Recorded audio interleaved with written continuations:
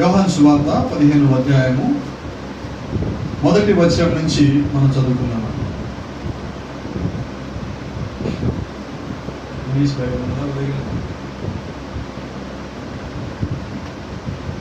నేను నిజమైన ద్రాక్షవల్లిని, నా తండ్రి వ్యవసాయకుడు. నాలో ఫలింపని ప్రతి తీగను ఆయన తీసి పారవేయును, ఫలించు ప్రతి తీగను మరీ ఎక్కువగా ఫలింపవల్లని దానిలోని పనికిరాని తీగలను తీసివేయను.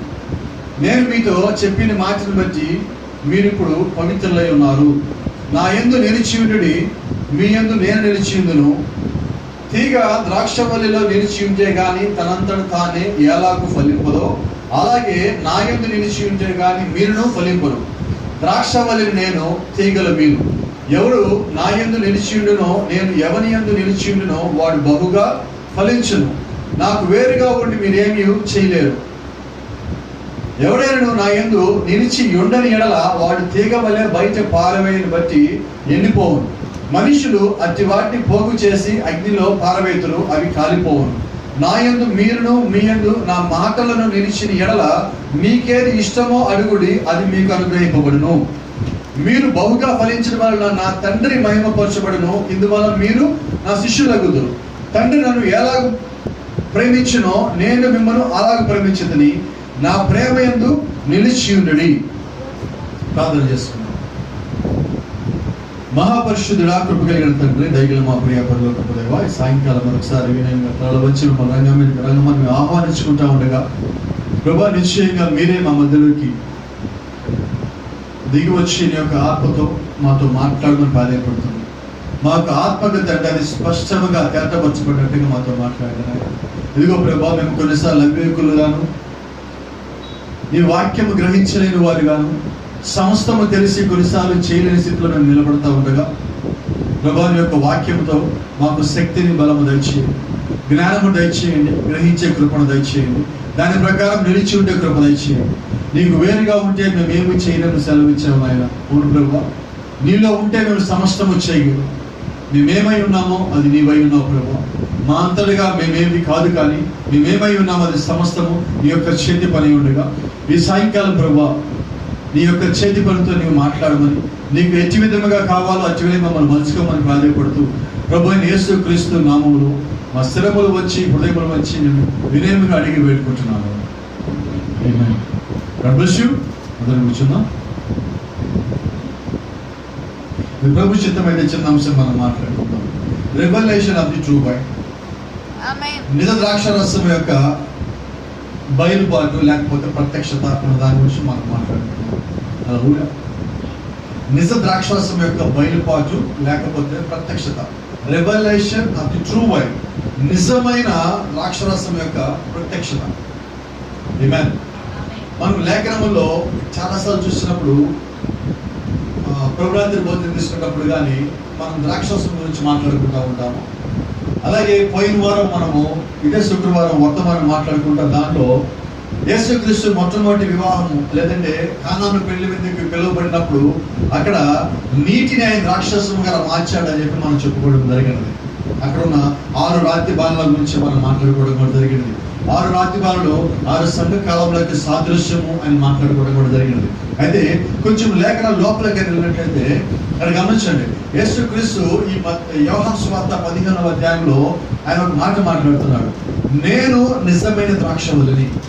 మీ దగ్గర ఇంగ్లీష్లో కానీ బైబిల్ ఉన్నట్లయితే అక్కడ మీరు ఒకసారి కానీ చూసినట్లయితే ఆ మొట్టమొదటి లైన్ అక్కడ ఏం రాసి ఉన్నది? ఇంగ్లీష్ బైబిల్లో యోహాను సువార్త 15వ అధ్యాయము మొదటి వచనం ఏమన్నది? Yes. And my father is the husbandman.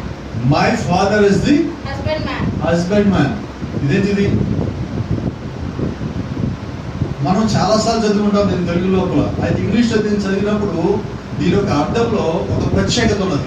అంటే యేసుక్రీస్తు మాట్లాడుతుంది ఏదో సాధారణమైన ఒక ద్రాక్ష చెట్టు గురించి మాట్లాడలేదు. ఆయన చాలా ప్రత్యేకమైన ద్రాక్ష చెట్టు గురించి, ప్రత్యేకమైన ద్రాక్షవల్లి గురించి ఆయన మాట్లాడుతున్నాడండి. ఆయన మాట చూద్దాం చూడండి. హస్బెండ్ మ్యాన్ స్పష్టంగా ఉన్నది అక్కడ. దానికి అర్థాలు తీసుకుంటే రకరకాల అర్థాలు ఉన్నాయి. అయితే ఒక అర్థం నేను మీకు వివరించడానికి ప్రయత్నం చేస్తాను. ఈరోజు భూమి మీద ప్రతి వివాహం జరిగినప్పుడు భర్తని ఏమని పిలుస్తారంటే హస్బెండ్ అంటాం. మరి భార్యని ఏమని పిలుస్తాం? వైఫ్ అంటాం. అయితే ఇక్కడ ఏం రాస్తుందంటే హస్బెండ్ మ్యాన్. హస్బెండ్ మ్యాన్ అంటే భర్త మాత్రమే కాదండి, ఇంకా అంతకు మించి 2 రకాల అర్థం అక్కడ ఉన్నది. దానికి మించి దానికి పరిపూర్ణమైన అర్థం. అసలు భర్త అంటే అక్కడ పరిపూర్ణ అర్థం అంటే ఏంటంటే సంరక్షకుడు. సంరక్షకుడు అంటే రక్షించేవాడు, కాపాడేవాడు, పోషించేవాడు, తోడుగా ఉండేవాడు, నడిపించేవాడు, ధైర్యాన్ని ఇచ్చేవాడు. నేను ఏ స్థితిలో ఉన్నా కానీ నా పక్కన ఆయన ఉంటే నాకు సమస్తము ధైర్యం కలిగి ఉంటుంది అని ఒక విశ్వాసం నువ్వు కలిగి ఉంటావు కదా, అవన్నీ ఇచ్చేవాడిని హస్బెండ్ మ్యాన్ అంటాం. అంటే ఇక్కడ కేవలము ఇక్కడ భర్త అనేవాడు ఈ రోజు ఎలా ఉన్నాడంటే అవసరాన్ని బట్టి కొంతమంది భర్తలు అయిపోయి ఉన్నారు, అవసరాన్ని బట్టి. అయితే అవసరాన్ని బట్టి భార్య భర్త లేరండి. భార్య భర్త అనేది అక్కడ అవసరం మాత్రం కాదండి, అది దేవుడు చేసిన ఒక ఏర్పాటు అయినది. ఆయన తన యొక్క వధువుతో ఎలాగైతే ఉండాలని కోరుకుంటున్నాడో ఆ లక్షణములను ఆయన వరిలో పెట్టున్నాడు. తన ప్రేమించిన వధువులో ఏ లక్షణం అయితే ఉన్నాయో అది అక్కడ ఉన్న ఒక స్త్రీలో పెట్టి వాళ్ళిద్దరిని మాదిరికరంగా చూపిస్తున్నాడు. గమనించండి, ఈ కాల ప్రవక్త అంటాడు భూమి మీద ఏది జరిగినా కానీ అది అంటే భూ సంబంధంగా జరిగిన ఏదైనా ఒక క్రియ కానీ ఒక పని కానీ ఏదైనా ఆత్మ సంబంధమైన వాటికి సాదృశ్యం అంటాడు. ఇంకో రకంగా మనం మాట్లాడినట్టయితే భూమి మీద మనం జరిగించే ఒక వివాహము అది నిజమైన వివాహం కానీ కాదండి, ఆ వివాహము పరలోకంలో జరగబోయే వివాహానికి ఒక సాదృశ్యమైనది. కాబట్టి ఇది ఒరిజినల్ మ్యారేజ్ కాదు, ఒరిజినల్ మ్యారేజ్ అక్కడ పైన జరగబోతుంది. ఇక్కడ చూడండి, ఎందుకంటే ఒరిజినల్ మ్యారేజ్ కాదంటున్నానంటే ఇక్కడ జరిగే వివాహములు అది నిలబడి ఉండొచ్చు, నిలబడకపోయి ఉండొచ్చు, అయితే అది పరిపూర్ణమైన వివాహం, అది నిజమైన వివాహం. నిజమైన వివాహం ఎప్పుడు ఎలా ఉంటుందంటే అది చివరి వరకు నిలిచే ఉంటుంది. కాబట్టి ఇక్కడ ప్రభువైన యేసుక్రీస్తు దేని గురించి మాట్లాడుతున్నాడు? ఆయన వివాహం గురించి మాట్లాడుతున్నాడు. ఒక భర్త ఎలా ఉంటాడో మాట్లాడుతున్నాడు, ఒక తండ్రి ఎలా ఉంటాడో మాట్లాడుతున్నాడు, ఒక సంరక్షకుడు ఎలాగ ఉంటాడో మాట్లాడుతున్నాడు. అయితే ఇవన్నీ ఆయన పనులేనా, మన పనులేమి కాదా అంటే ఆయన మాట్లాడుతున్నాడు, మీరు నా యందు నేను మీ యందు నిలిచిన ఎడల నా మాటలు మీలో ఉన్న ఎడల. అంటే ఇవన్నీ జరగాలంటే ఏం చేయాలా? ఆయన పని ఆయన చెయ్యాలంటే, ఆయన మనల్ని కాపాడాలంటే, ఆయన మనం రక్షించాలంటే, ఆయన మనకు ఒక భర్తగా ఉండాలంటే ఆయన పెట్టిన ఒకే ఒక కండిషన్ అండి. ఆ కండిషన్ కూడా దాన్ని అనకూడదు, ఆ మాట కూడా వాడకూడదు. దాని ఒక అర్థం ఏంటంటే నువ్వు కానీ లోబడినట్లయితే నేను చెప్పిన మాటకి నేను నీ పట్ల కేర్ తీసుకుంటాను, ఒక బాధ్యత తీసుకుంటాను ఆయన ఇక్కడ సెలవిస్తున్నాడు ప్రజలో. కాబట్టి గమనించండి, ప్రభువైన యేసుక్రీస్తు కూడా నువ్వు ఆయనకి లోబడకపోయినప్పుడు నువ్వు ఆయన అక్కడ ఏది చేయలేడు. ఈ రోజు మనం గమనించినట్లయితే యేసుక్రీస్తు ఇక్కడ మాట్లాడుతున్న మాట ఇంకొంచెం లోపల తీసుకుందాం. నేను నిజమైన ద్రాక్షవల్లిని. దాని ఒక అర్థం ఏంటంటే నిజమైనదే కాకుండా అబద్ధమైనది కూడా ఉన్నది అని అర్థం. 2 అర్థాలు ఉన్నాయి. ఇప్పుడు చూడండి, ఒక్కోసారి మనం ఏం చేస్తామంటే ఇంట్లో ఉన్న వాళ్ళతో మాట్లాడుకున్నప్పుడు నేను నిజమే చెప్తున్నాను అంటాం, నన్ను నమ్మండి నేను నిజమే చెప్తున్నాను అంటాం. దాని అర్థం ఏంటంటే అంటే ఒక నిజాన్ని నమ్మే స్థితిలో అడ్డకుండా ప్రజలు లేకపోతాం. అప్పుడు మనము ఒక రకమైన దుఃఖంతో, ఒక రకమైన బాధతో నన్ను మీరు ఎందుకు నమ్మటం లేదు అని ఒక స్థితిలో మనం నిలబడేమంటామంటే నేను చెప్పేది నిజము, నన్ను నమ్మని అంటాం. అంటే ఇక్కడ యేసుక్రీస్తు నేను నిజమైన ద్రాక్షవల్లిని అంటున్నాడంటే ఆయన ఏ స్థితి తీసుకుని వచ్చాడు? నిజమును నమ్మే స్థితిలో ప్రజలు లేనప్పుడు యేసుక్రీస్తు భూమి మీదకి వచ్చి అసలు నేనే నిజమైన ద్రాక్షవల్లి అని చెప్పుకునే స్థితి ఆయన కనిపించాడు. కాబట్టి గమనించండి, అయితే ఆయన అబద్ధమైనది కనిపించినప్పుడు సహించే దేవుడు కాదండి, నిజమైనది ఏదో బయలుపరిచే దేవుడై ఉన్నాడు. కాబట్టి ఆయన రంగం మీదకి వచ్చి అంటున్నాడు నేనే నిజమైన ద్రాక్షవల్లి అంటున్నాడు. కొన్ని మాటలు మనం చూద్దాం. What is the true wine? నిజమైన ద్రాక్షవల్లి అంటే ఏంటి? ఏ మాత్రము కలుషితము లేనిది. వింటున్నారా?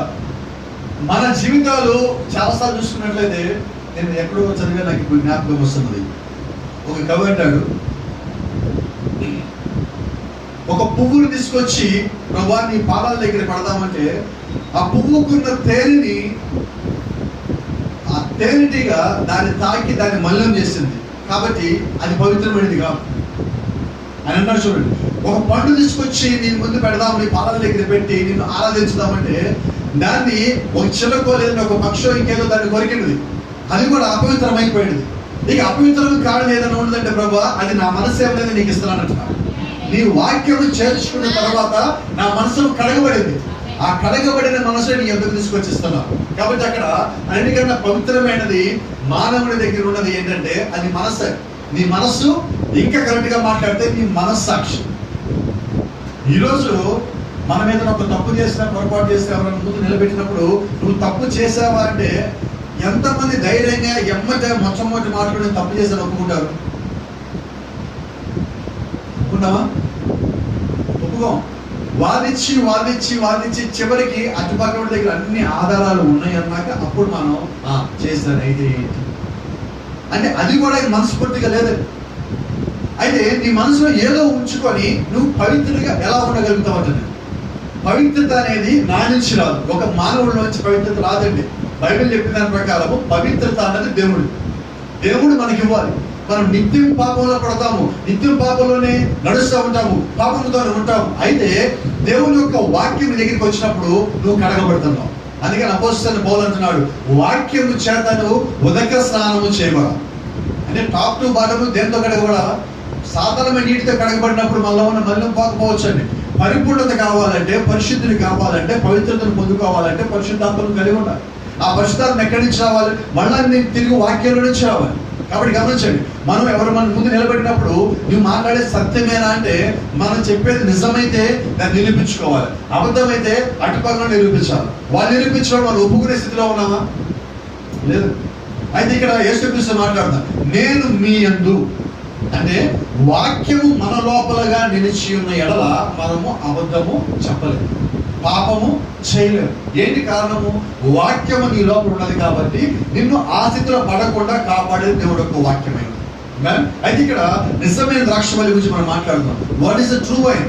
కలుషితము లేనిది, సంకరము చెయ్యనిది, అంటే దాంతో ఏది కలపకూడదు, అటువంటిది నిజమైనది.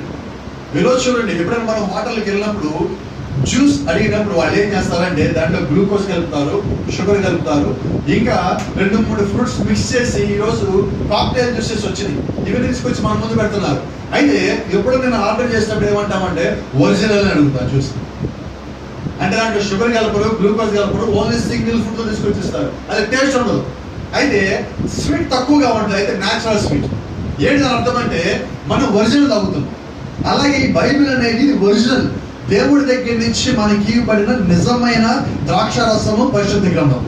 కాబట్టి దీనితో మనం ఏమీ కలపడలేదండి, దీనిలోంచి మనం తీసుకుంటున్నాం. మనం ఎంత తీసుకోగలమో అంత మనం తీసుకుంటున్నాం. కాబట్టి ఈ వాక్యము నిజమైన వాక్యం.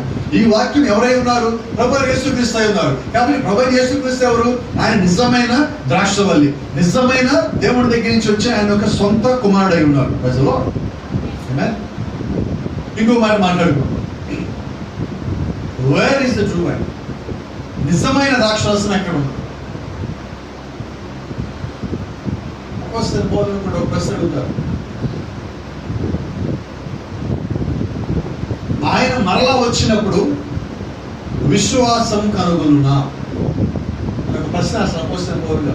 యేసుక్రీస్తు మరలా తిరిగి వచ్చినప్పుడు ఆయన భూమి మీద విశ్వాసం కనుగొనునా? విశ్వాసం అంటే ఎక్కడ ఉంటుంది? అది విశ్వాసిలో ఉంటుంది. పౌలు గారి ప్రశ్న ఏంటి? దేవుడు మరలా వచ్చినప్పుడు అంటే సెకండ్ కమింగ్ లో వచ్చినప్పుడు, లేదంటే ఆయన కిందకి వచ్చినప్పుడు ఆయన విశ్వాసం కనుగొనడా అంటే నిజమైన విశ్వాసం కనుగొనడా అంటే ఎంత కష్టంగా ఉండదు. ఈరోజు ఎలా ఉన్నాం మనం? నిజమైన దేవుని విశ్వాసం లాగే మనం ఉన్నామా?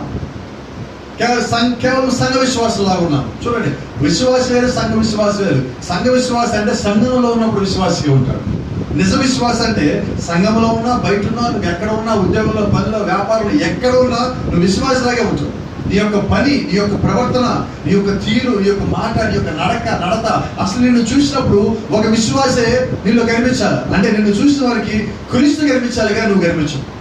అట్లాగా మనం ఉన్నప్పుడు మన నిజ క్రైస్తవుని పిలువబడతాం, నిజ ద్రాక్షరసం పిలువబడతాం. ఇంకో మాట పడినట్టు where is the true wine అంటే అప్పుడు వారు మనల్ని చూపిస్తారు.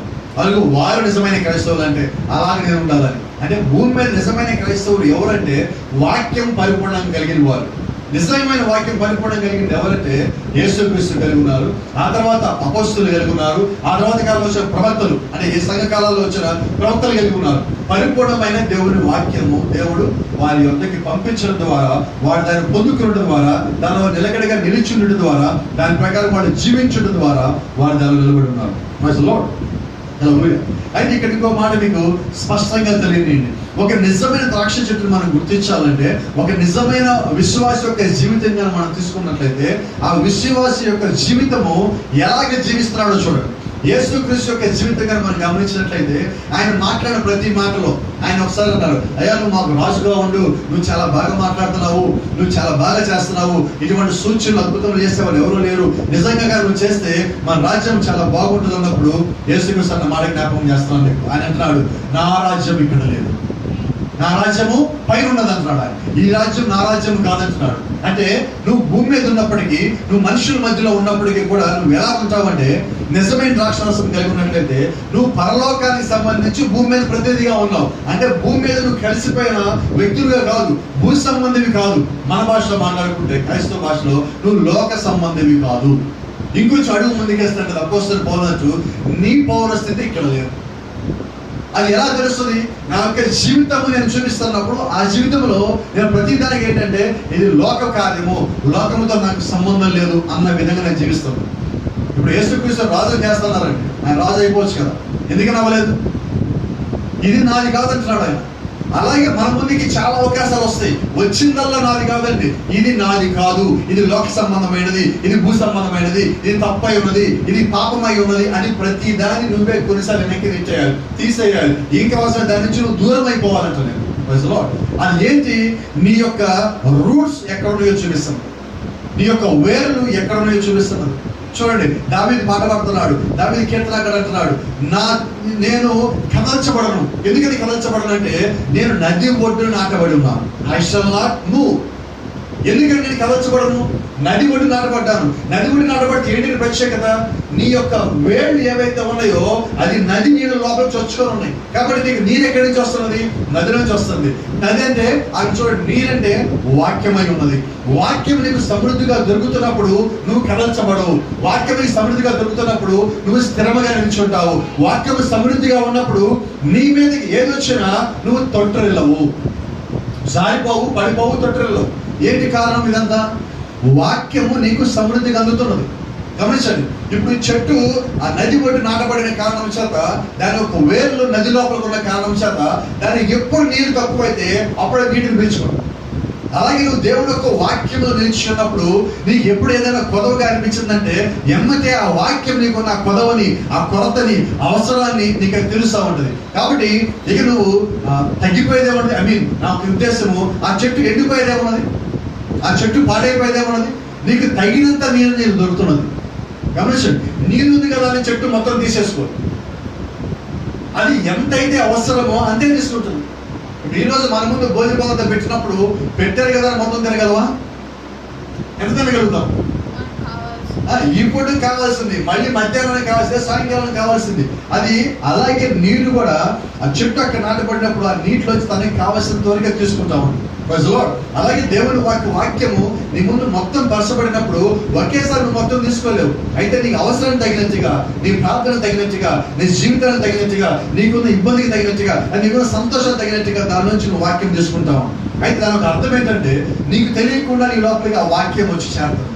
ఆ నదిలో నీరు ఎలాగైతే ఆ చెట్టు లోపలికి చేరినప్పుడు ఆ వేర్లు బలపడ్డాయో, ఆ కాండం బలపడిందో, ఆ కొమ్మలు పెద్దవైనయో, ఆకులు పచ్చగా ఉండి దాని నుంచి పూలు లేకపోతే దానికి కావాల్సిన కాయలు పెట్టుకొస్తా ఉంటాం. ఎప్పుడు జరుగుతుంది ఇదంతా? సమృద్ధిగా ఉన్నప్పుడు. అయితే ప్రాధాన్యమైతే ఏంటంటే దాని వేళ్ళు ఎక్కడ ఉన్నాయి? Where are the roots of the tree. ఆ పర్టికులర్ ఆ చెట్టుకి సంబంధించిన రూట్స్ ఎక్కడ ఉన్నాయి?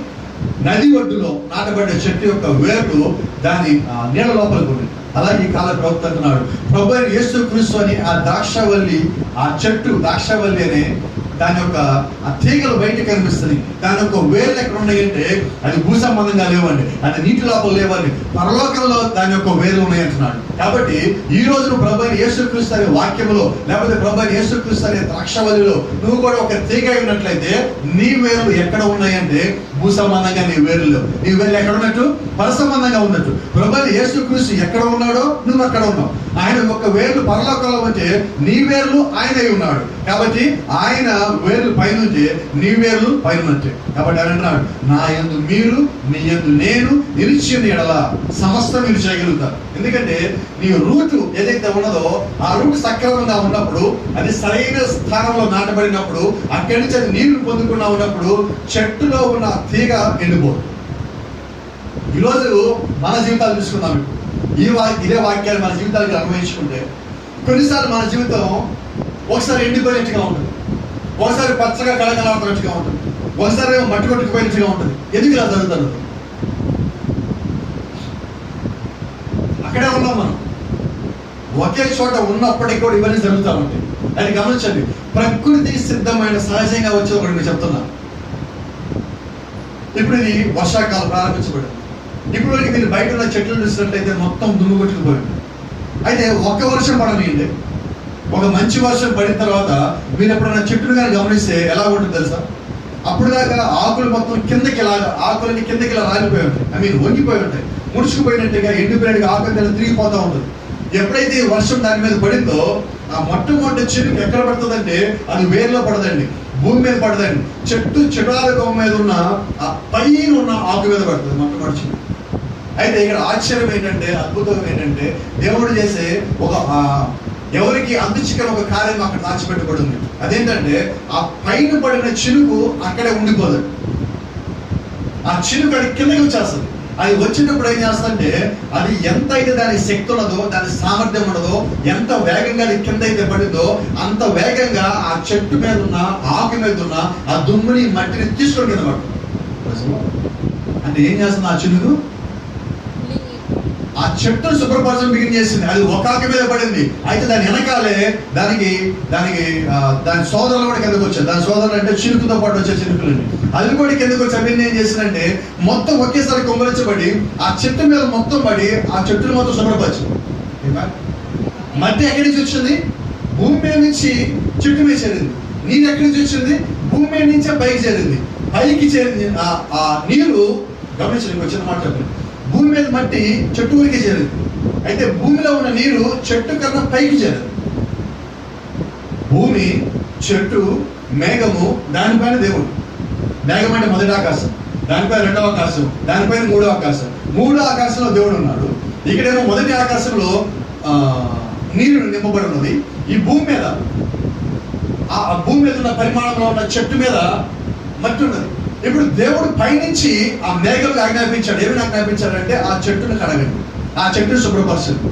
ఇదంతా ఏంటంటే భూ సంబంధమైనది, ప్రకృతి సంబంధమైనది. ఇదే మనం ఆత్మ సంబంధంగా తీసుకున్నట్లయితే పరిశుద్ధాత్ముడు మన యొక్క స్థితిని చూసినప్పుడు కొన్నిసార్లు మనం బట్టి కొట్టుకుపోతాం, కొన్నిసార్లు దుమ్ము కొట్టుకుని పోతాం. అంటే నేను ఆత్మీయంగా మాట్లాడుతున్నా.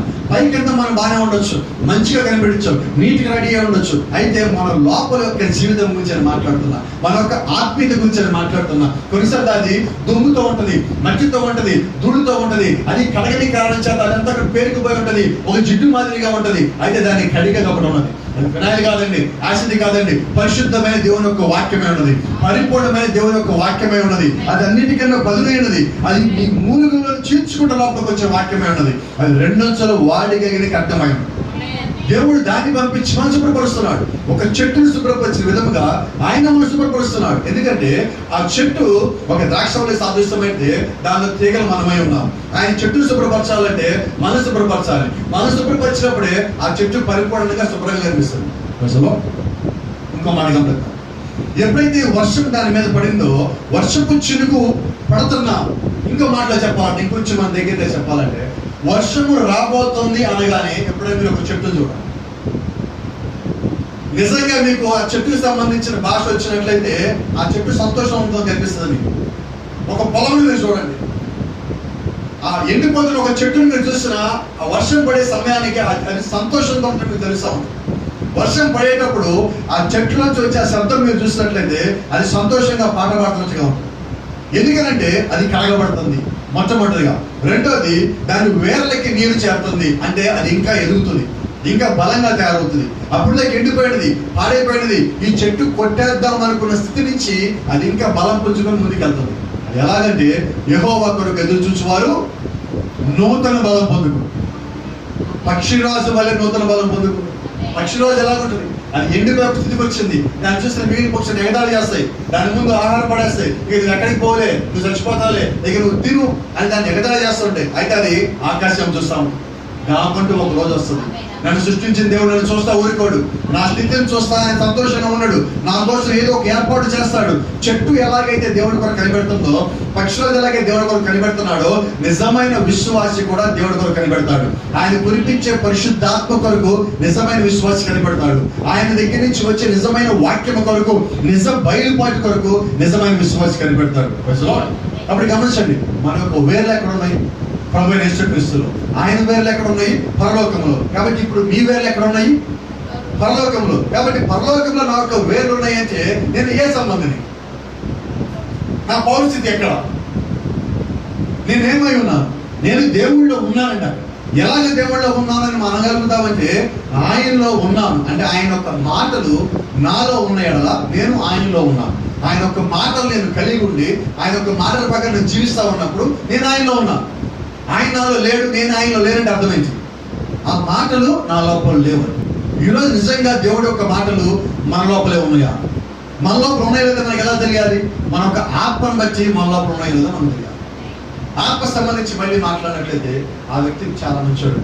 అయితే ఆ వ్యక్తిలో ఈ లక్షణం ఒకటి ఉన్నది. ఏ లక్షణము? ఒక లక్షణం అంటే అంత మంచోడే, అయితే అతని దగ్గర ఇది ఉన్నది, దాన్ని బట్టి ఆమె మంచోడు. ఆమంతా మంచిదే, అయితే ఆమె దగ్గర ఇదిగో ఈ సమస్య ఉంది.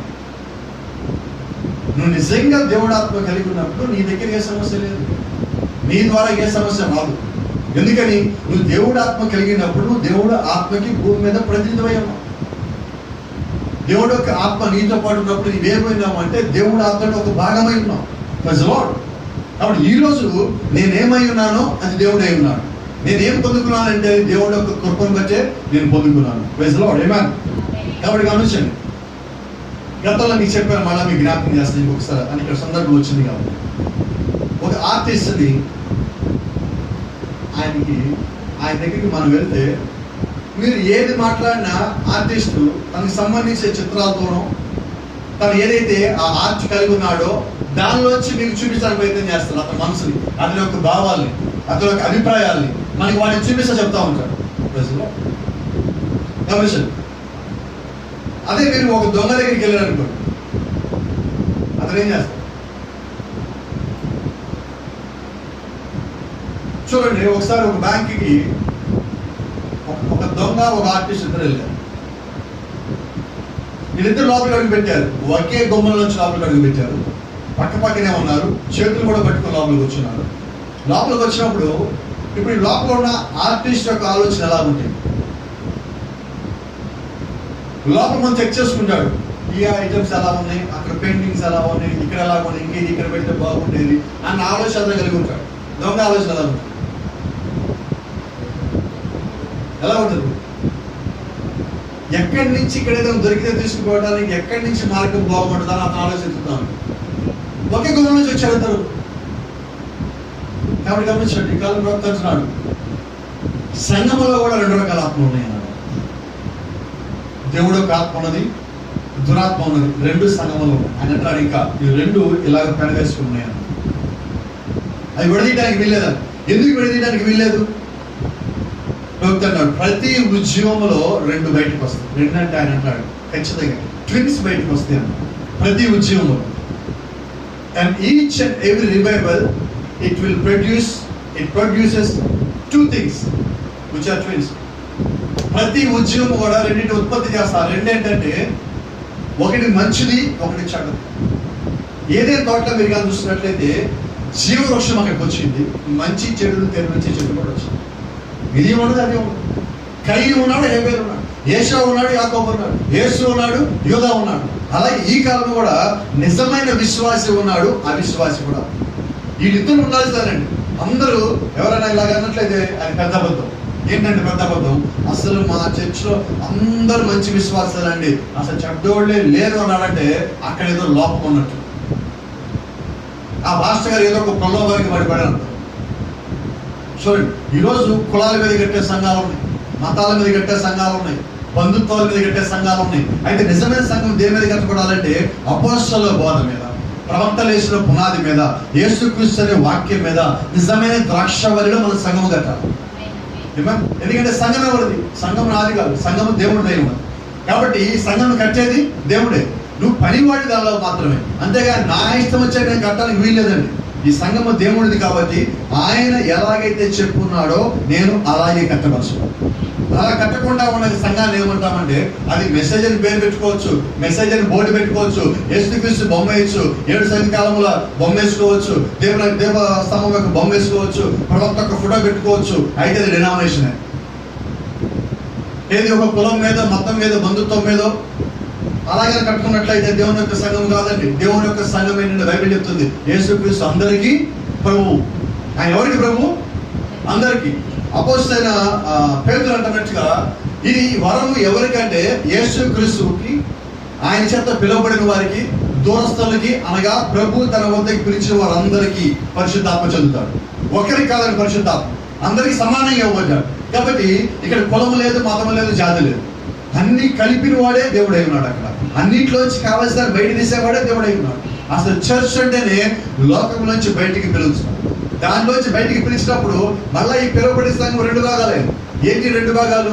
ఒకటేమో మత శాఖ, అంటే సిద్ధాంతాలు, మామూలు బోధలు, బైబిల్ కాలేజీలు, జీతాలు, ఒక మనిషి కింద బతకడము, ఆయన చెప్పింది చేయటము, ఇదంతా ఒక మత శాఖ, డినామినేషన్కి వెళ్ళిపోయాడు. 2వ భాగం బయటకు వచ్చింది. యాకోబు ఎలాగొచ్చున్నాడో, ఏశావు ఎలాగొచ్చున్నాడో, ఆ 2వ భాగము వర్తమానమై ఉన్నది. ఈ వర్తమానము నేడు మనం కలిగి ఉన్నాం. అయితే గమనించండి, ఈ వర్తమానం యొక్క ముగింపు దశ ఏంటంటే, వర్తమానం యొక్క చివరి దశ, ఈ వర్తమానం యొక్క ఉద్దేశం ఏంటంటే ఎత్తబాటు. మళ్ళీ ఎత్తబాటు 2 రకాలు ఉన్నాయి. ఏంటి 2 రకాల ఎత్తబాట్లు అంటే, వాస్తవంగా బైబిల్లో ర్యాప్చర్ అన్న పదం లేదు, మనం ర్యాప్చర్ అన్న పదం వాడుతున్నాం. అలాగే ఎత్తబాటు అనే పదం లేదు, మనం ఎత్తబాటు అనే పదం వాడుతున్నాం. అక్కడ ఏం రాయబడిందంటే కాట్ అప్, పైకి కొనిపోబడుట అని స్పష్టంగా రాసి ఉంది. ఇప్పుడు దాన్నే మనము అందరికి అర్థమవడం కోసం ఆ పదాన్ని ఎత్తబాటు అంటున్నాం, అంతేగాని లేని పదం మీరు అంటున్నారు కదా అన్నది. అందరికి వాడుక భాష అనే పదం మనం వాడుతున్నాం. ర్యాప్చర్ అంటే పైకి కొనిపోబడట, రెండింటికి అర్థం అది. అయితే పదం మనం వేరేది పడుతున్నాం. అయితే గమనించినట్లయితే ఈ ర్యాప్చర్ లో కూడా మన 2 కార్యములు జరుగుతాయి. ఏంటి 2 కార్యములు అంటే, ఒకటి పైకి తీసుకొని పోబడట, రెండోది కింద విడవబడట. 2 కార్యములు జరగాలి. రిమైనెన్స్, విడవబడిన వారు, శేషించిన వారు. భూమి మీద ఉండిపోయే భాగం ఒకటి ఉన్నది, పైకి వెళ్ళిపోయే భాగం ఒకటి ఉన్నది. అలాగే యేసుక్రీస్తు చెప్పినట్టుగా ఆ పెళ్లి కుమారుడు అక్కడికి వచ్చే సమయానికి 10 మంది కన్యకలు అక్కడికి వచ్చున్నారు. ఈ 10 మంది ఇంట్లోంచి బయలుదేరారు, 10 మంది కన్యకలే. బైబిల్ చెప్తుంది, ప్రభుత్వం అంటున్నాడు వర్జిన్ అని అక్కడ రాస్తుంది, 10 వర్జిన్స్ అని రాస్తుంది. అక్కడ వర్జిన్ అంటే అర్థం ఏంటంటే పవిత్రురాలు అని అర్థం, పవిత్రత కలిగినది, లేదంటే పరిశుద్ధురాలు అని అర్థం ఉండదు. ఇప్పుడు వీళ్ళు ఎంతమంది? 10 మంది. ఈ 10 మంది ఎవరు? 10 మంది పవిత్రులే, ఇంట్లోంచి బయటకు వచ్చారు. అలాగే లోకంలోంచి అనేక మంది ఈ రోజు క్రీస్తు లోపలికి వచ్చున్నారు. అయితే ఆ పవిత్రత ఎక్కడ పరిపూర్ణం అవుతుందంటే, దేవుని యొక్క పిలుపు పొందుకొని ఆ పిలుపు లోపలికి ప్రవేశించిన తర్వాత పరిపూర్ణత పొందుకుంటాం. అక్కడ దాకా పరిపూర్ణ వాళ్ళు కానొచ్చి, అక్కడ ఆ పవిత్రులైన వారు ఆ కేక పెట్టినప్పుడు, పెళ్లి కుమారుడు స్నేహితుడు ఎదురుగా పెళ్లి కుమారుడు వస్తున్నాడు దగ్గరగా కేక పెట్టినప్పుడు వీళ్ళందరూ బయలుదేరారు. అయితే 5 దగ్గర నూనె ఉన్నది. ఆ నూనె ఏంటంటే వారి యొక్క పరిశుద్ధతకు అది ప్రామాణమై ఉన్నది, వారు పొందుకున్న పరిశుద్ధాత్మకు అది సాదృశ్యమైనది. ఇప్పుడు వారు ఏం కలిగి ఉన్నారంటే పవిత్రత మాత్రమే కాదండి, పరిశుద్ధాత్మను కూడా కలిగి ఉన్నారు. ఈ రోజు నేను మంచిగా ఉన్నానండి, నేను తప్పు చేయట్లేదు, పాపం చేయట్లేదు అని మాత్రమే కాదండి, నువ్వు పరిశుద్ధాత్మను కూడా నువ్వు కలిగి ఉన్నావు. చూడండి, నేనే తప్పు చేయనంత మాత్రం నేను పరలోకం పోను, నేను ఏదో దానాలు చేసేంత మాత్రం పరలోకానికి పోను. ఎప్పుడు నేను పరలోకానికి పోతాను? ఇవన్నిటితో పాటు దేవుని యొక్క వాక్యములో కూడా సరిగా ఉన్నాను, అది కూడా కలిగి ఉంటాను. నేను దేవుని యొక్క వాక్యంలో మాత్రం ఉంటాను, నేను ఇవేమీ చేయాలన్నా కుదరదు. నువ్వు అక్కడ సరిగా ఉండి వెళ్ళి చేస్తావు. నువ్వేమీ చేసినా నువ్వు పైకి పోవు కాబట్టి అది కూడా కలిగి ఉంటాను. ఈరోజు అనేక మంది, చాలా మంది చాలా సహాయం చేస్తారు, మంచిదే. అయితే నువ్వు పరిశుద్ధాత్మను కూడా నువ్వు కలిగి ఉండి అవన్నీ చేస్తుంటే నీకు కూడా మేలు, అది పొందుకున్న వారికే మేలు. అయితే ఇప్పుడు నీకు కూడా మేలు ఉంటుంది. అటువంటి మేలు నువ్వు కూడా కలిగి ఉండవలసి ఉంటుంది. కాబట్టి గమనించండి, ఈ ప్రతి ఉద్యమం కూడా రెండింటిని ఉత్పత్తి చేస్తాం. అయితే నిజమైన ద్రాక్షవల్లిని నువ్వు తెలుసుకున్నావంటే, ఇప్పుడు నిజమైన ద్రాక్షవల్లి ఎందుకు వచ్చింది? మళ్ళీ 2 వచ్చిన దాంట్లో కూడా నిజ ద్రాక్షవల్లి, అబద్ధ ద్రాక్షవల్లి, ట్రూ వైన్, ఫాల్స్ వైన్, నిజమైనది, అబద్ధమైనది. ఒకసారి మనం నోవాహు ఓడలోకి వెళ్ళినట్లయితే అక్కడ ఓడలో ఒక కొమ్మ కనిపిస్తుంది. ఆ కొమ్మ మీద మనకి 2 పక్షులు కనిపిస్తాయి. ఏంటి ఆ పక్షులు? ఒకటి కాకి, 2 పావులు. అక్కడ 2 ఉన్నాయి మళ్ళీ ఒకే కొమ్మ మీద. చూడండి, ఒక కాకిని బయటికి పంపిస్తారు, మళ్ళా తిరిగి రాలా. పావురేమో బయటికి వెళ్ళి మళ్ళా తిరిగి వచ్చింది. అంటే నిజమైన వాక్యము దొరకక బయట మొత్తం చచ్చిపోయినవి ఉన్నాయి, పాడైపోయినవి ఉన్నాయి, పురుగులు పెట్టినవి ఉన్నాయి, కుళ్ళిపోయిన శవములు ఉన్నాయి. వాటి మీద ఉండకుండా వెనక్కి తిరిగి వచ్చేసింది. ఏంటి కారణం? దానికి నిజమైన దొరకల. నిజమైన వాక్యం అంటే నిజమైన ద్రాక్షారసము దొరకక అది నోవాహు అనగా ఓడ అనగా లోపల ఒక ప్రవక్త, అది ప్రవక్త దగ్గర దొరుకుతుందని ఆ మళ్ళా వెనక్కి తిరిగి వచ్చింది, లేదా పావులు వెనక్కి తిరిగి వచ్చింది. అలా ఈ రోజు కొన్నిసార్లు మనం వాక్యం నుంచి బయటికి పోయినప్పటికీ మళ్ళా దేవుడు యొక్క చిత్తంలో మనం ఉన్నట్లయితే ఆ వాక్యము మనం ఆకర్షిస్తుంది. నువ్వు వదిలిపెట్టి పోయేవని చెప్పి దేవుడిని వదిలిపెట్టిపోడు. నువ్వు వ్యతిరేకించి పోయినా నువ్వు దేవుడి యొక్క ఆలోచనలో, గొర్రెపిల్ల జీవగంధంలో, జగత్తు పునాది వేయబడటానికన్నా ముందుగా ఆయన యొక్క ఎన్నికలో ఉన్నట్లయితే నువ్వు ఎటు పోయినా నువ్వు చివరికి అక్కడికి రావాలి. యోనా ఎటు వెళ్తున్నాడు? దేవుడు అన్నాడు, అయ్యా నేనే దగ్గర నుంచి పోమన్నాడు. దూరంగా తర్షీషు పోవాలనుకున్నాడు. అయితే దేవుడు ఏం చేస్తున్నాడంటే, యోనా బయలుదేరినప్పుడు చూస్తున్నాడు, టికెట్ కొన్నప్పుడు చూస్తున్నాడు, యోనా మారువేషం వేసుకున్నప్పుడు దేవుడు చూస్తున్నాడు, ఆ పడవలో కిందకి లాక్కున్నప్పుడు దేవుడు చూస్తున్నాడు. యోనా అనుకున్నాడు, నేను తప్పించుకున్నా దేవుడు పని చేయకుండా. ఈ రోజు మనం కూడా అలాగే ఉంటామండి. కొన్నిసార్లు ఏమనుకుంటామంటే, పాస్ట్ గారికి కనిపించకుండా చేస్తాను కానీ ఆయనకి తెలుస్తుంది. అయితే తెలియాల్సిన ఎవరికి? నాగా దేవుడు. నాకు తెలిసి ఉపయోగం లేదండి. కొన్నిసార్లు ఏం చేస్తా తెలుసా, నాకు తెలిసి నేను చూసినా కొన్నిసార్లు మాట్లాడలేదు. ఎందుకని? అది నేను కాదండి, దేవుడు మాట్లాడాలి. నేను మాట్లాడి చూడండి, చాలాసార్లు అమ్మో మా పాస్టర్ గారు నాకు భయం అండి అంటారు. పాస్టర్ గారు అంటే భయం ఏంటి? ఎవరంటే భయం ఉండాలా? దేవుడు అంటే భయం ఉండాలి. దేవుడు యొక్క వాక్యాల ప్రకారం కాదండి, ఇలాంటి చేస్తే మా పాస్టర్ గారు తిడతారు, ఇలాంటివి చేస్తే మా పాస్టర్ గారు తిడతారు. పాస్టర్ గారు దేవుడా? నువ్వు ఏ సంఘంలో ఉన్నావో ఆ సంఘం యొక్క స్థితి అధ్వానంగా ఉన్నది.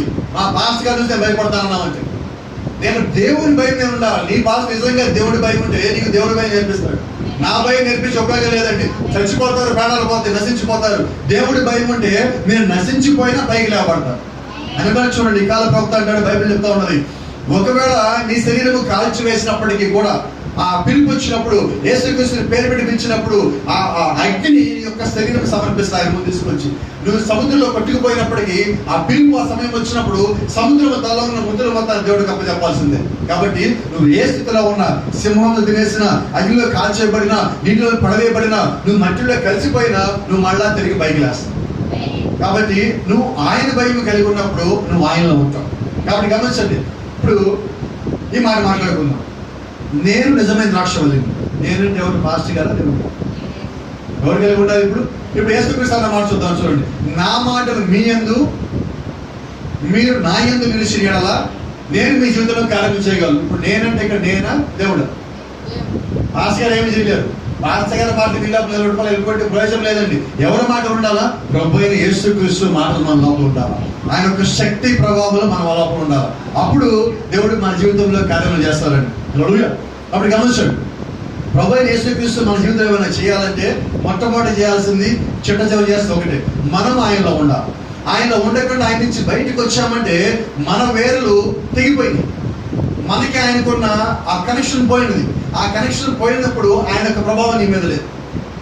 ప్రభావం లేనప్పుడు కొద్ది రోజులు మనం ఎండిపోతాం. నీరు లేదు, ఆ వేరు లేదు, వేరు లేక వేరుకి వచ్చే నీరు లేక నువ్వు ఎండిపోయి ఉన్నావు. ఆ విశ్లేషణ కొంతకాలం బాగానే ఉంటుంది.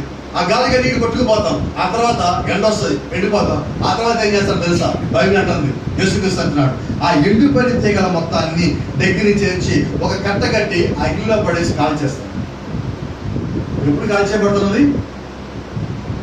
వేరు నుంచి నువ్వు వేరైపోయినావు, క్రీస్తు నుంచి నువ్వు వేరైపోయినావు.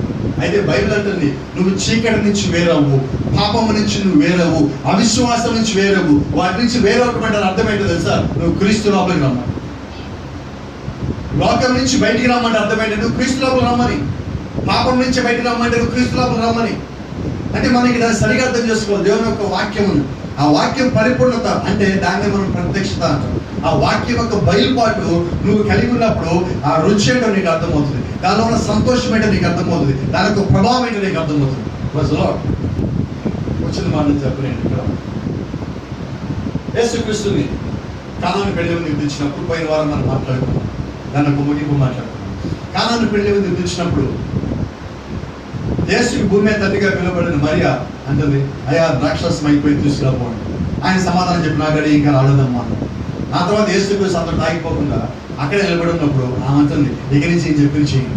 ఆ మాట అయిపోయిన తర్వాత యేసుక్రీస్తు అన్నాడు, 6 బాణల నిండా నీళ్ళు నింపాడు. ఒక యవనస్తుడు వచ్చి 6 బాణల నిండా నీటిని మొత్తం నింపి అక్కడ నుంచున్నాడు. యేసుక్రీస్తు ఆ నీటిలో చీపెట్టి తిప్పి ఆయన అంటున్నాడు, ఇప్పుడు నేను తీసుకెళ్ళిపోయినాను. ఆ పోసిన నీళ్లు తెచ్చి నింపినవాడు యవనస్తుడు అక్కడే ఉన్నాడు. అతను చూస్తే నీళ్ళలా కనిపిస్తుంది. యేసుక్రీస్తు అన్నాడు, తీసుకెళ్ళి పోయినాను. ఇప్పుడు ఆ యవనస్తుడు దాన్ని ముంచి తీసుకెళ్ళాడు. అయితే యేసుక్రీస్తు ఇంకొక మాట అన్నాడు, ఈ విందు ప్రధానిగా తీసుకుని ముందు ఆయన పోయాను. ఆ విందు ప్రధాని ఎవడంటే వాళ్ళందరిలోకి బాగా తాగవు. ఇప్పుడు యేసుక్రీస్తు ఎవరు ద్రాక్షారసం ఇవ్వమన్నాడు?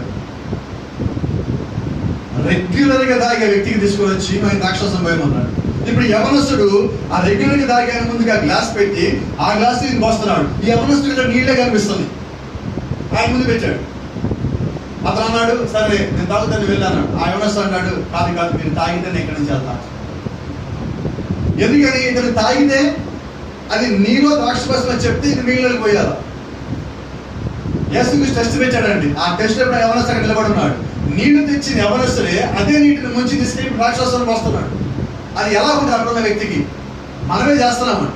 ఒక కుండ నిండా నీళ్ళు తీసుకొచ్చి పోసాం. ఆ నీళ్ళలో చీమిడి దింపి ద్రాక్షరసం పోయిందంటే నీళ్ళకి నీకు కనిపిస్తాయి చూడటానికి. అయితే యేసు అంటున్నాడు, ద్రాక్షరసం పోసినప్పుడు ఆ నీటిని పోసాను ఎక్కడ నిలబడ్డాడు. ఈయన ప్రధాని దాన్ని తాగి కింద పెట్టి ఎవరు చేసేది ఇది అనగానే ఇతనికి భయం పెరిగినాయి. ఒకవేళ ఈ రాక్షసం కాదు నీళ్ళని తెలిసిపోయిందా అయినప్పుడు ఆయన మాట్లాడుతున్నాడు. అవి చెప్తా ఉన్నాడు, నా జీవితంలో ఇలాంటి ద్రాక్షరసం నేను తాగలను. అతని జగ్గులో ఇంకా నీళ్లు ఉన్నాయి, అంటే ద్రాక్షరసము ఇంకా ఉన్నది, అతని దగ్గర ఇంకా ఉన్నది. ఇతను అంటున్నాడు, జనరల్గా ఏ పెళ్లి విందుకి వెళ్ళినా కానీ ముందు మంచి ద్రాక్షరసం పోసి తర్వాత పాడైపోయినా, లేకపోతే బైబిల్ భాషలో జబ్బు ద్రాక్షరసం పోస్తారు కదా. ఇదేంటిది? విందు కొనసాగుతున్న కొద్దీ ద్రాక్షరసం ఒక రుచి పెరుగుతున్నది. జాగ్రత్తగా గమనించండి. యేసుక్రీస్తు అన్నమాట, నేను నిజమైన ద్రాక్షరసం. ఇప్పుడు మనం గమనించినట్లయితే ఆ విందు ప్రధాని ఏం తాగున్నాడు? నిజమైన ద్రాక్షరసం తాగున్నాడు. అప్పుడు దాకా ద్రాక్షరసం తాగిన అలవాటు ఆ వ్యక్తి ఇప్పుడు నిజమైన ద్రాక్షరసం తాగిన కారణం చేత దీని యొక్క రుచి ఏంటో తెలుసు. అలాగే మనం ఇంతకుముందు వరకు అక్కడ ఇక్కడ ఏదైనా కొన్ని దేవుడి మాట ఉండొచ్చు, అంటే పరిపూర్ణమైన వర్తమానం విన్నప్పుడు ఆ పరిపూర్ణత, ఆ యొక్క సంతోషము, ఆ యొక్క మధురము, ఆ యొక్క పరిపూర్ణ రుచి నీకు అర్థమవుతుంది.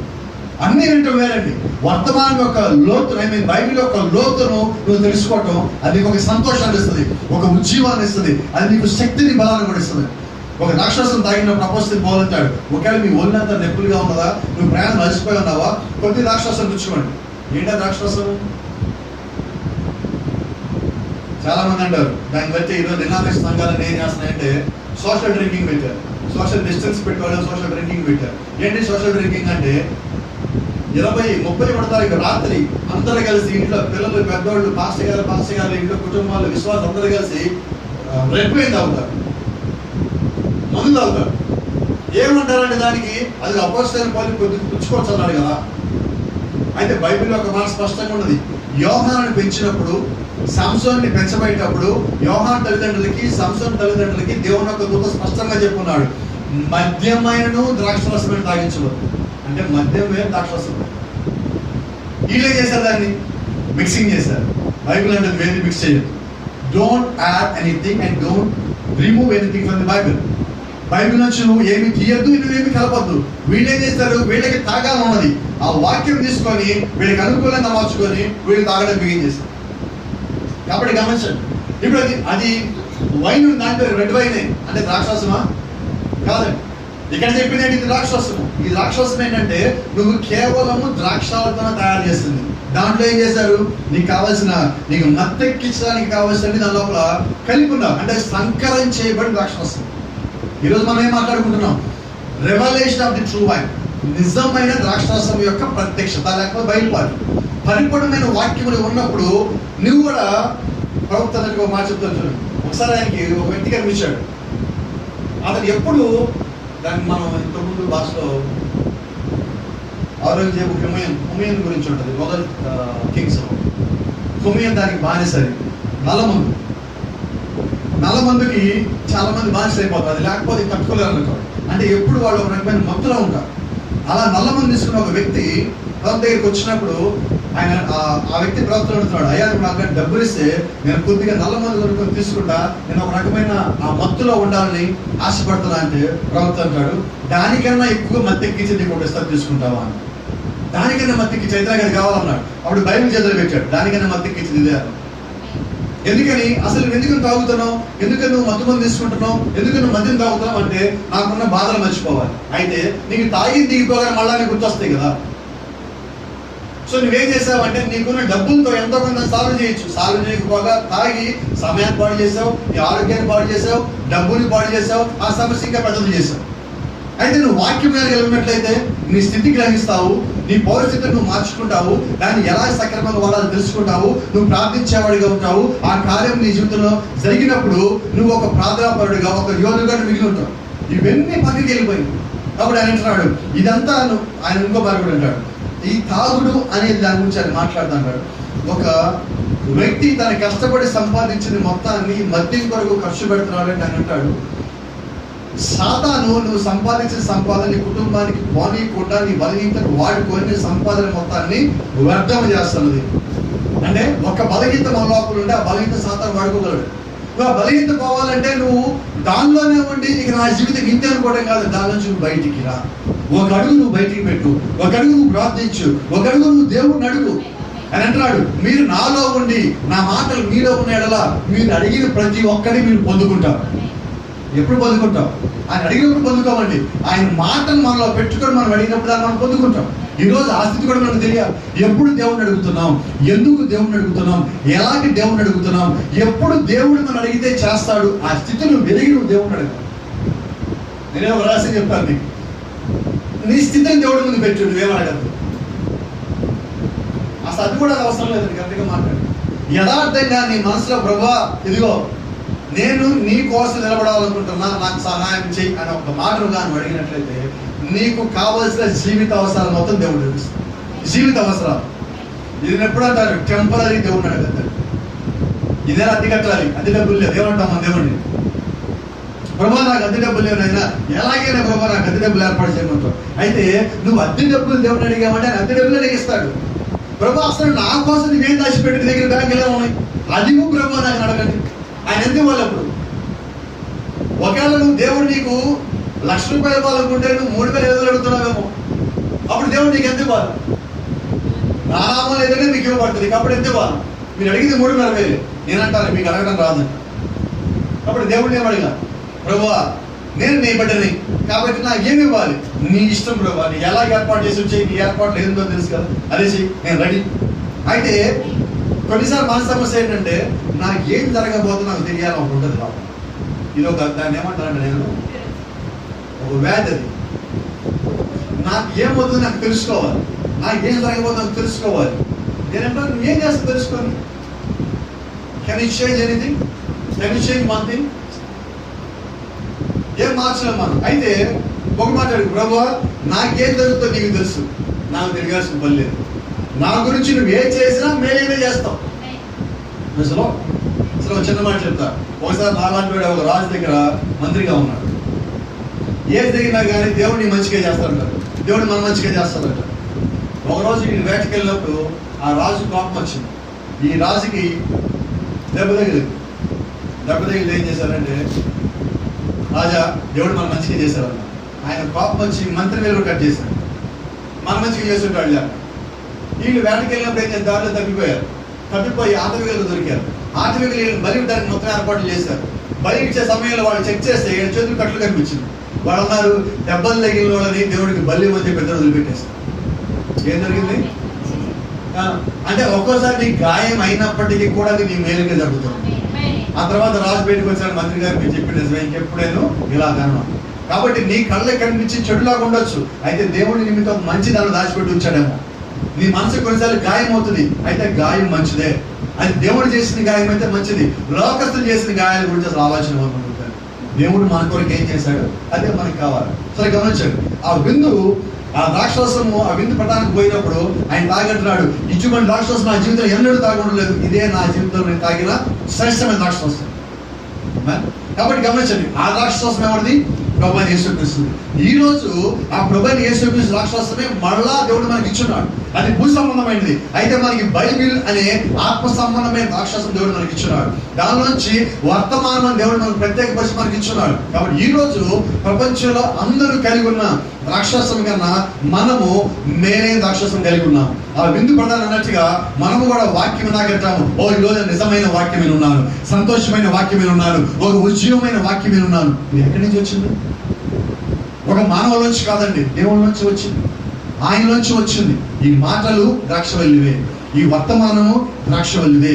ఆ ద్రాక్షవల్లి ప్రభు యేసుక్రీస్తే, ఈ రాక్షసము ప్రభు యేసుక్రీస్తుదే. ఈ వాక్యము బయలుపాటు ప్రత్యక్ష అన్ని దేవుళ్ళ నుంచి వచ్చినాయి.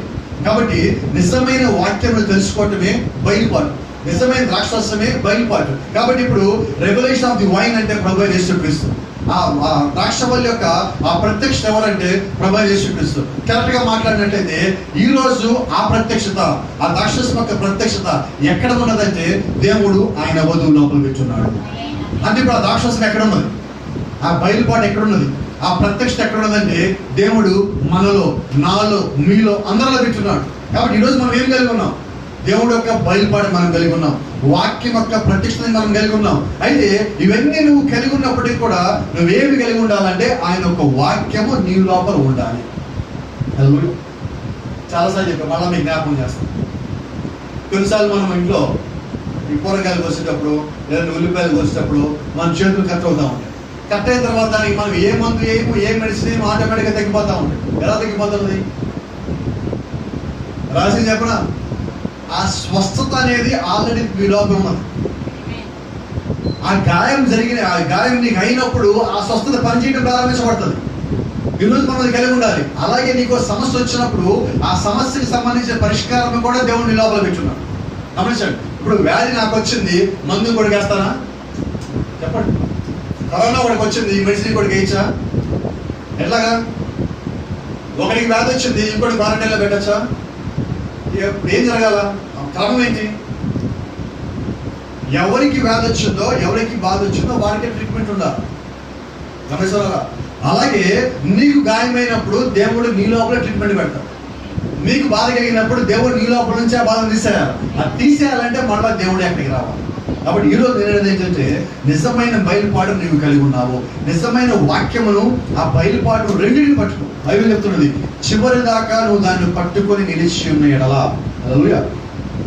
ఆయన చూడండి, నేను నా తండ్రి ఆజ్ఞలు గైకొని ప్రేమయందు నిలిచిన ప్రకారము మీరును నా ఆజ్ఞలు గైకొని ఎడల నా ప్రేమయందు నిలిచిందురు. మీ యందు నా సంతోషము ఉండవలనియు మీ సంతోషం పరిపూర్ణ కావాలనియు ఈ సంగతులు మీతో చెప్పుచున్నాను. కాబట్టి ఆయన అంటున్నాడు, ఇది మీ లోపల నిలిచిన ఎడల. ఏంటి? ఆయన మాటలు, ఆయన యొక్క ప్రేమ, ఆయన యొక్క బయలుపాటు, ఆయన యొక్క ప్రత్యక్షత నీ లోపల నిలిచిన ఎడల నీవు ఆయనతో పాటు ఉంటావు. ఇంకొక మాట దీని గురించి మాట్లాడతా. అహష్వేరోషు ఎస్తేరు గ్రంథంలో మాట్లాడారు, మొదటి అధ్యాయంలో.